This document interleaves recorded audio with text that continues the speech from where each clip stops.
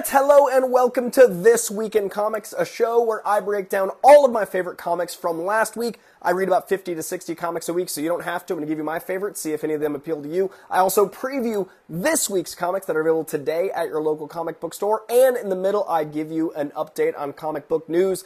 This is a big week in news. We're going to be talking about the Daredevil show updates. We're going to be talking about the Agatha updates. We're going to be talking about Spiderman Noir in live action, being played by Nicolas Cage. We're going to talk about The Boys. We're going to talk about what director wants to direct Thor 5. We're going to talk about all sorts of stuff. But before we get to that, we're going to break down all of those sweet, sweet comics. I hate when intros are long, and I'm sure you do too, but please do hit subscribe. We hit 25K, which was my goal in May, and I really appreciate it, but I want to keep growing. So please do follow me, like, subscribe, hit a bunch of buttons, leave some comments, and let's talk about This Week in Comics. Let's do the list. Spider-Man. Guilty. The Incredible Hulk. Afraid so. Oh man, this is so cool. The X-Men. Now that you mention it. Alright, so This Week in Comics actually had a top 10, but we're only doing a 9 to stick to that grid, so I want to give an honorable mention to Birds of Prey, which was exceptional, but didn't make my top 9. My first of the top 9 is going to be Daredevil, number 9. Now, this is from Saladin Ahmed, as well as Cabal on art, and this book is so much fun. Last month, Daredevil ended on a bit of a cliffhanger. There was a reveal of who was behind some stuff, and the internet was like, well, that's boring, and we've tread that path before. And then this issue, this one played with that trope. It played with the concept of, like, you might have seen this coming. This is what we've done before, and it played around with a certain expectation and subverted expectations in doing so. Really digging the second arc in the Daredevil run. Really digging Daredevil fighting with Elektra against some classic foes. This is like classic Daredevil stuff, and I'm liking playing with the twists and turns along the way. Next up, we've got The Deviant number 5. Now, this is from James Tynion IV and Hickson on art. This book I will totally own. Is hard to read. It is a very intense book. It is about a serial killer that killed kids as Santa Claus and a writer that's interviewing him, and there are some twists and turns with your protagonist, the man you've come to like, and they play with your expectations here a lot too, and it is a hard read, but it's a very good, very gripping read. If you like true crime, if you like serial killer lore, if you like any of the bloodier side of comics, or if you want something that's a little bit more serious, I do recommend The Deviant, but it is a tricky book to get through. Next up, we've got Doctor Strange number 15 from McKay and Ferry. Jed McKay, known for his great work on Black Cat, is crushing it on Doctor Strange. I love his relationship with Clea. This issue is probably the most important issue outside of the main Blood Hunt story. Blood Hunt is the big summer event of Marvel. It is everywhere. This book seems like a must-read. If you've read Blood Hunt number 1, you know how it ends, and it ends in a very big way. This book takes place right there, and it feels like a must-read, so if you're planning on reading Blood Hunt, I don't want to give anything away, but this guy's involved, and Doctor Strange is involved, and you should read this if you're interested in this event. Next up, we've got Fantastic Four number 20. If you watch this show, you're probably like, we get it, Coy, it's amazing. We know this comic's good. This is so good. Fantastic Four number 20 is Human Torch and Ben Grimm competing over who is the best at sales at a grocery store. They have to get regular jobs, and in doing so, the spirit of competition between old Human Torch and the Thing remains, and it's a small town off, and it's super cute.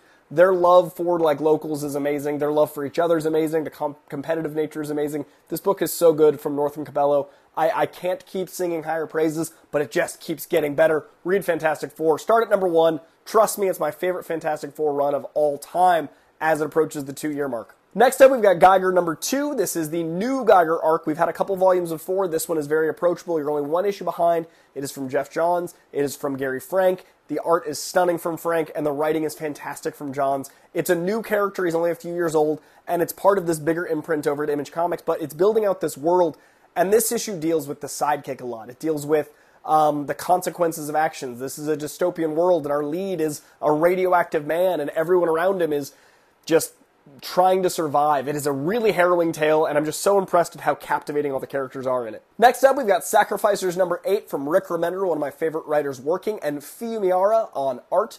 This is a tale of basically gods that need sacrifices to stay immortal, and that's a pretty traditional tale, but in this case, they dive deeper into how meek and vain the gods are, and how things aren't what they seem, and they play around with our reverence for gods and for vanity. They play around with like who our lead is. In this issue, our lead is the same lead we had in the beginning, but we're getting to see him in a new light. He's kind of breaking psychologically, and he's trying to figure out who he is, and it is a rough read because of the things he's seen, the things we've seen through him.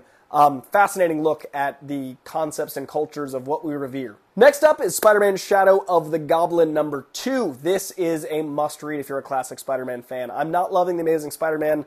That's been going on for like 3 years now. I usually love the flagship Spider-Man title, but if you're like me and that run just hasn't been for you in a bit, check this one out. This is DeMatteis. DeMatteis wrote Kraven's Last Hunt. He wrote a lot of the classic Gene DeWolf stuff. He's a huge 70s, 80s Spider-Man writer. He's back with the Shadow of the Goblin arc. Didn't expect a lot from this, but it is absolutely what I've been missing. It feels like classic Spidey. This issue is classic Spider-Man fighting Sandman, and I've always thought Sandman was such a beautiful, not quite villain, but guy in the wrong place, the wrong time, just trying to get by and take care of his family. This issue really embodies that, and I've been so impressed. I don't know, these 2 issues really blew me away. Check out this run. I haven't heard enough people talking about it. Shadow of the Goblin #2. Then we've got Suicide Squad Kill Arkham Asylum #4. This is from Layman and Harvas, and this book is a prequel to the video game, and it's dealing with a lot of stuff that are actually coming in the comics now. It deals with Amanda Waller running Arkham. It deals with all of the stuff that's about to come in Absolute Power, but it's in separate continuity, and it's really fun.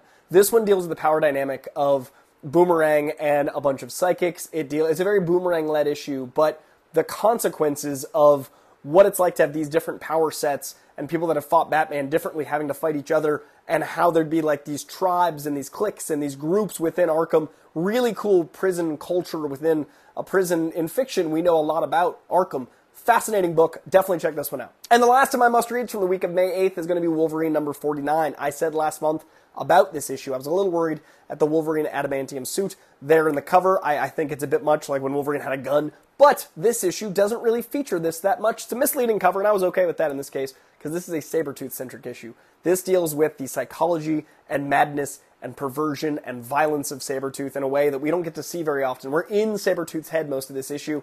If you love Sabretooth, if you love Wolverine, must read. This is fantastic, and it's the penultimate issue of this giant Wolverine bloodbath where Sabretooth has been taking out everyone in Sabretooth War. Basically, a whole group of Sabretooths have banded together to take out everyone Wolverine loves. This is the second to last issue. It's going to conclude in a big way with Wolverine #50 before the big reboot of the Wolverine continuity and titles. Check this run out if you like ultraviolence, Wolverine, and Sabretooth. That is going to do it for this week in comics. These are my 9 favorite books from the week of May 8th. I would recommend checking any of these out, especially if you liked what I had to say about them. We're going to dive into my previews for the books that are available right now at your local comic book shop on May 15th. But first, let's talk about all that Marvel TV news and that Nicolas Cage news and all sorts of other stuff. Alright, so yesterday, May 14th, was the Upfronts. Now, the Upfronts are a big presentation, usually taking place in New York, where the major TV networks and studios present their TV outlook for the year. They show footage, they talk about the shows they've made. It's a big, like, CinemaCon presentation for TV. There was a lot of really cool stuff announced. I'm really excited for this James Marsden and Sterling K. Brown show made by Dan Fogelman. That's not comic book based at all, but the guys made This Is Us, like Sterling K. Brown and Dan Fogelman teaming up again with Marsden. Very excited, but we're going to stick to the Marvel TV side and talking about the Upfronts right now because we got Daredevil news. The first time the big two of Vincent D'Onofrio and Charlie Cox have really talked about it. They came out and it revealed that we are getting 9 episodes and it's coming out in March of 2025. Now that seems like a long time away, but if you look at it, we're actually halfway through 2024 already, so it's really like 9 or 10 months away, and 9 episodes has me excited. It was originally supposed to be like 18 episodes, and that was the old show that it had been. This is the new rebooted version. They got rid of the directors and showrunner and the people that had been running it because they realized that's not what the Save Daredevil people really want. Now it is showrun by one of the showrunners of Punisher. It is being directed by Aaron Moorhead and Justin Benson, who did Moon Knight, who did Loki Season 2, who did a lot of incredible indie films. I love these guys so dearly. I'm so excited to see what they do with Daredevil. And in this new interpretation, they have brought back Foggy. They have brought back Karen. Bernthal's always been back, but I think he's in a bigger capacity in this new reboot. I'm so excited for this show. So we're getting 9 episodes. Don't know the runtime. I'm hoping they're an hour. I'm hoping it feels more like a drama like Netflix did and that weight to each episode. But we now know it's 9 and it comes out in March of 2025. I'm so excited. We got to look at the new logo. I love the use of the skyline in this. It shows his dedication to Hell's Kitchen, to New York. I think that's really clever. Here's a series of all the logos we've seen to get to this point. I really think this one it just pops, it sings. So I'm really curious how they play with the Born Again concept, because that was largely already done in the Netflix show. I'm just curious about this show in general, but we know it's more like a season 4 because they brought back the old Vanessa Fisk as opposed to recasting her. There's a lot of stuff that makes it feel like the OG Netflix show, and I'm really excited to see what Justin and Aaron do with this, and just to see these guys back. I love D'Onofrio and Cox as Daredevil and Kingpin. This is really exciting. Then we got some updates on Agatha, and it was Agatha all along. The internet's been really funny about this show because they keep changing the title, and I thought the joke was obvious. Like, they've gone through, like, Agatha, the Lying Witch with the Great Wardrobe was the most recent one. There's had, like, 8 or 9 titles at this point, but the song was Agatha All Along, so I thought it was either just going to be called Agatha or Agatha All Along, as it is. The joke seemed obvious, but I thought it still was funny when the joke landed. Well, they announced it was Agatha All Along, and is going to be 9 episodes, and it moved up. We're getting this show now in September. It drops on September 18th, and we're getting a 2-episode pilot, and we're getting a 2-episode first night airing, which means this is going to be airing right through Halloween. The penultimate episode, usually the big episode in Marvel, the 8th episode out of 9 is going to be airing on the Tuesday before Halloween. I think that is very interesting. October 30th is going to be one of those really momentous Marvel nights. I think this is fantastic. I'm excited to see what a spooky feel show is out of Marvel. I'm excited to see these witches back. I'm really excited to see Aubrey Plaza in an MCU show. I loved her in Legion. I love her in everything. But really excited to see her teaming up here with Kathryn Hahn. So September 18th, it moves up a little bit. We're getting that sooner than later. That is now only terrifyingly like 5 months away. So Agatha All Along dropping very soon. We also got a small update from the IronHeart team. Anthony Ramos came out. This is the Dominique Thorne-led show with Anthony Ramos as the villain, the Hood. Also starring Han Solo's own Alden Ehrenreich, who played the young Solo in Solo, who I think is one of the most fantastic actors of his generation. We haven't seen Cocaine Bear do that. Also great in Hail Caesar. Lots of good stuff. But this cast intrigues me, but what intrigues me even more was, like 3 years ago at D23, we saw footage, and I thought it looked really great. It looked street level with some magic and mysticism. It looked like it's going to be combining science, the Ironheart side, and magic and horror, the Hood side, and maybe setting up Mephisto, if rumors have it. But all of that paves the way for things like Doctor Doom.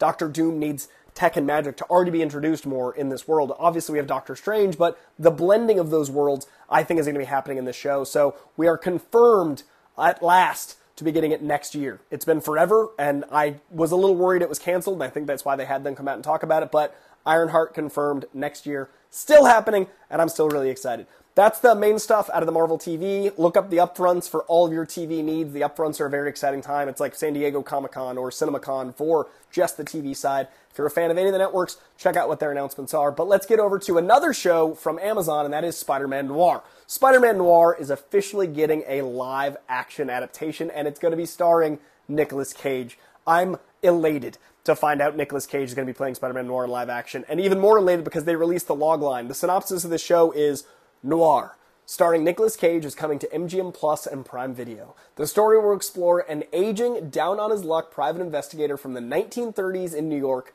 who is forced to grapple with his past life as the city's one and only superhero. This is so dope and so exciting. I love the logline. I love that it's called Noir. I love that Nicolas Cage is back. I love that we're getting Spider-Man stuff on Amazon. Like, we're not just on Disney Plus. We're not just in movies. Like, a Spider-Man Noir show starring Nick Cage, you guys. This is insane. I cannot believe it exists. I am so very excited. So keep your eyes peeled.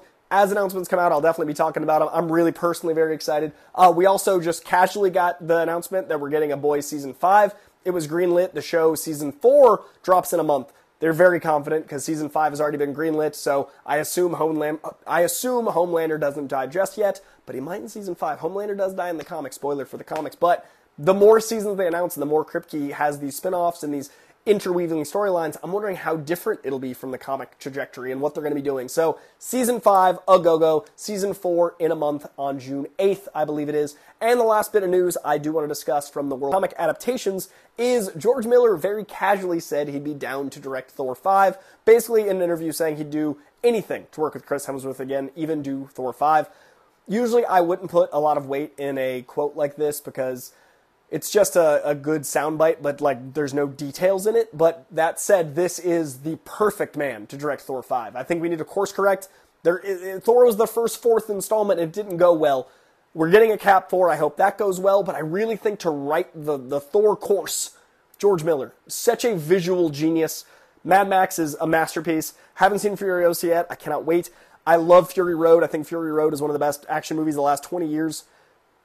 Honestly, Happy Feet are pretty great too. But he did Happy Feet and Mad Max. The dude is a mad genius and he's 80-something. But I think to have Chris Hemsworth, who loves working with him, to have the visual flair of George Miller, to have so much in-camera practical effects, that's how you write this course.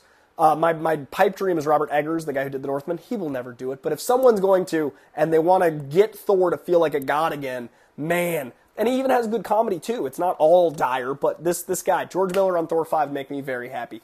That is going to do it for the news this week. Actually, wait, that isn't the last of the news this week. I also want to talk about the Fantastic Forecasting.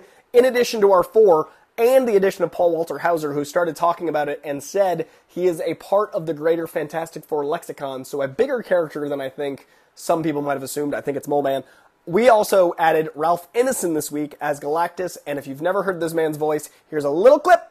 Things are very couched in secrecy and codes and everything, so you don't really kind of know what you're getting involved in at the start. So I was asked to get involved in this video game and play this character. It's perfect! I am very excited to hear this man is Galactus. I don't know if I'm going to get copyright struck for that, so hopefully it got to stay. But that voice is our Galactus. I'm very excited. He joins not just Paul Walter Hauser, but also Julia Garner as a Silver Surfer, maybe the Silver Surfer. Time will tell. Either way, I'm excited. And John Malkovich. Don't know if I can swear on YouTube because I want to make the $5 in this video. John Malkovich is, I mean, guys, like if he's the mailman, if he's the voice of Herbie, like there's so much potential here, and it's John freaking Malkovich. I'm just so excited. This cast, if you looked at this cast and it was like an A24 film, this would be like so many like indie film bros dream film, but it's a superhero movie. So I'm excited because as a film bro and a comic nerd, look at this cast. I don't, admittedly, think every member of the Fantastic Four is how I see them, admittedly.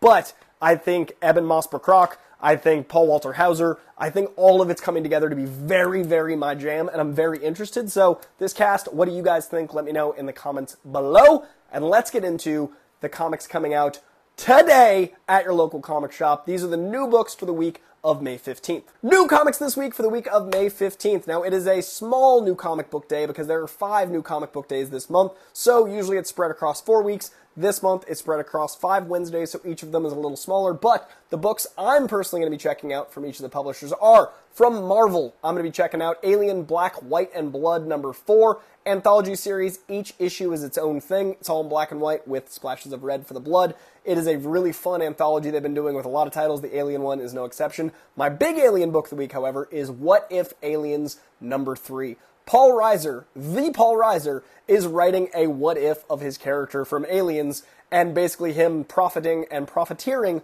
off of xenomorphs, and it's a fascinating take. It's somehow optimistic and nihilistic at the same time, and it's written by Paul Reiser, which makes me so happy. That is on issue 3, and he's writing it with his son, which is a cool way to share your own continuity and lore and love of a medium. I love everything about this, and the book is good. There's also Amazing Spider-Man Blood Hunt #1. Looks like it deals with Morbius. Obviously, there's a giant vampire event taking place all summer over all of Marvel, so it only makes sense Morbius and Spidey be involved. That is the first issue dealing with the ramifications on the Spidey side. We've also got Carnage #7, which I keep telling people is one of my big surprises of the year. This deals with what it means to be a god, what power is, what having followers means, what it is to have consequences for your actions. This Carnage book surprised the hell out of me, and it keeps getting better. We also got Doom #1. I know nothing about this except for that it's Doom. I've been loving Fantastic Four, as you heard at the top of this episode. I am so excited to see what a Doom #1 looks like, where it goes, who's involved. I'm in. It's Doom. We've also got Miles Morales, Spider-Man #20. We had a big old anniversary 300th issue last month with 19/Legacy 300. Big consequences in that issue. Curious to see where it goes with issue 20. And I just love reading Miles Morales. Miss Marvel Mutant Menace #3 also drops this week. I didn't think I'd like her as a mutant, not gonna lie. I thought it was like, I don't have a lot of love for the Inhumans, but I thought it felt like they were really just trying to make it happen. And then the way she's a mutant, and the way it's going to tie into the TV shows, or if she was just a mutant in the comics, it works, and I love her with the X-Men. It actually totally sings. I'm very excited to check this book out. We've also got Star Wars Mace Windu coming out this week as well. We've also got Ultimate X-Men number 3. Again, so far this is not very X-Men-y, but it is a very good character study. The art is beautiful. Peach Momoko is writing and illustrating. It's got this beautiful Japanese watercolor, very flowy style in the prose and the pen. I'm very curious when it feels X-Men-y, but for now, I'm happy at the pace. We've got Venom Separation Anxiety number 1. Any Venom book I'm going to check out. This one is mirroring the Web of Spider-Man number 1 cover. Boop! And I'm really excited for Boop to see how this plays, probably in that same era and timeline and feel. We've also got Weapon X-Men number 4, which I'm really excited about. This is basically a team of Wolverines, like a multiversal team of Wolverines that are all together with their own traumas and flaws and experiences in their world, taking out Apocalypse with the help and for Jean Grey. Sorry, Onslaught, not Apocalypse. They're all working to take out Onslaught on behalf of and with the help of Jean Grey, and it is a delightful time. And honestly, just to see a bunch of Wolverines having to deal with each other and to get multiversal Wolverines is a delight, and I'm really excited to see where it goes next. We've also got What If Venom number 4. This has been a bunch of what if Venom landed on this character, so it's all out of canon, it's all what if, but each issue has led to Venom taking over another character, so if you're a fan of Venom, this is a really fun time in Venom comics. And finally, the last two I'm checking out are Wolverine Madripoor Nights number 4. This is Wolverine on his own little solo mission, teaming up occasionally with, like, Black Widow, with Captain America. It feels like one of those classic little side missions, and it's been really fun to have an out-of-canon Wolverine book, and X-Men Forever number 4 as things end in the world of Krakoa. Then, from Image Comics, we've got Napalm Lullaby number 3. This is a great book from Rick Remender, the writer of Deadly Class, one of my favorite books of all time, and it's very existential poetry, philosophical about, you know, capitalism and religion and the end of times and what it means to be a regular person in these worlds that are getting more and more separated into like a caste system. I dig it. Rick Remender and I see the world a lot alike. Redcoat number 2, continuing the Ghost Machine imprint. This week, Geiger number 2 made my top. Last month, Redcoat just missed, so I'm curious if this book grows on me more and more. It was very close. It would have been like number 10 of 9, but I didn't quite love it as much as Geiger. I'm excited to see what Jeff Johns and Brian Hitch of Ultimates fame do with Redcoat. And Something Epic number 10, you guys. Something Epic. I love this book so much. It's basically a mix of different animation styles, much like one of their other books I'm about to talk about, but it is... Imagine you could create and creativity can become tangible and you had the power to manipulate through your imagination. It is a fascinating book and I'm really digging it. Then from DC Comics, we've got Action Comics 1065 dealing with the House of Brainiac storyline going on over in the Superman books. We've got Batman and Dylan Dog. If you're a fan of Dylan Dog, you definitely want to see what he's doing with Batman in this issue 3. Batman and Robin number 9. I love this book. It's a dad book. It's Batman as a father raising Damian Wayne, and like Damian Wayne's in high school and they're solving mysteries and doing detective work while also fighting crime, and the detective stuff, much like in a good noir novel that happens at school, affects the case and the case affects the school. It's great. I'm a big fan. It's been a really fun time. If you have a younger audience, check out Batman, Robin, and Howard. This is skewing under 8. So if you want to get your kids into comics, this is one of those books I'd recommend, along with the Lilo and Stitch book Dynamite has out right now that I love. House of Slaughter number 23 from Boom Studios is a must-read. Something is Killing the Children is exceptional. It's so good, and it's so violent and rough. If you like adult horror, and if you like assassins, imagine John Wick and Harry Potter teamed up. That's Something is Killing the Children. And then House of Slaughter is an imprint within that. It's like a subcategory of one of the schools, a la, Slytherin or whatever, training these assassins to kill the monsters that only children can see, so they're training children to be assassins. Then we've got Uncanny Valley number 2. This is from Boom Studios, but it's written by Tony Fleece, who's doing Feral, who is such a weird, profound writer. This is another one of those using the medium in fascinating ways. This kid finds out that his grandpa is a cartoon, and he can see things no one else can see, and he thought he was crazy, but it turns out he's the grandson of a cartoon. And what does that make his mom, and what does that make his lineage, and how can he see these things? I can't wait to find out in Uncanny Valley number 2. Those are the 30 books I'm most excited for this month. Again, a smaller pull this week because there are 5 new Comic Book Day Wednesdays. What are you most excited about? What of those sounds good to you? I cannot wait to tell you next week what my favorite of those books were. Leave a comment below. Please, please, please, please, please keep sharing this video.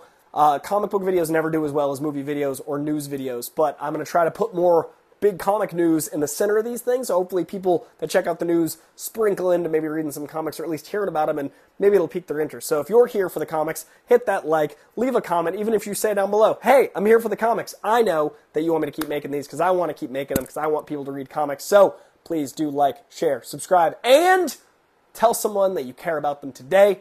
The world's rough. It doesn't have to be as rough. Much love to each and every one of you. I'll see you soon with my review for If, dropping very soon. And I'm going to be doing a summer kickoff video for all the movies I'm excited for this summer. I'll see you soon. Bye.